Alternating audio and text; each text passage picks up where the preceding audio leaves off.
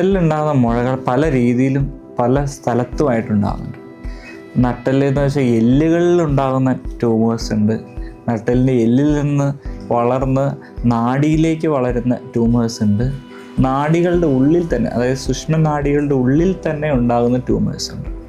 ഇത് ഏത് രീതിയിലുള്ള ട്യൂമറാണെന്ന് ഐഡൻറ്റിഫൈ ചെയ്തതിന് ശേഷമാണ് അതിൻ്റെ ട്രീറ്റ്മെൻറ്റ് തന്നെ തുടങ്ങുന്നത്. MRI സ്കാന്, മരുന്ന് കോൺട്രാസ്റ്റ് കുത്തിവെച്ചിട്ടുള്ള MRI സ്കാനാണ് അതിൻ്റെ first line of treatment, investigation of choice. അപ്പോൾ അതിലൂടെ നമ്മൾ കണ്ടെത്തിയ ആ ട്യൂമർ ഏത് സ്ഥലത്താണെന്ന് നമ്മൾ നോക്കുക. അതിന് ശേഷമാണ് അതിൻ്റെ ട്രീറ്റ്മെൻറ്റ് നമ്മൾ തിരഞ്ഞെടുക്കുന്നത്. മോസ്റ്റ്ലി സർജറിയാണ് ഇതിന് ചെയ്യേണ്ടത്.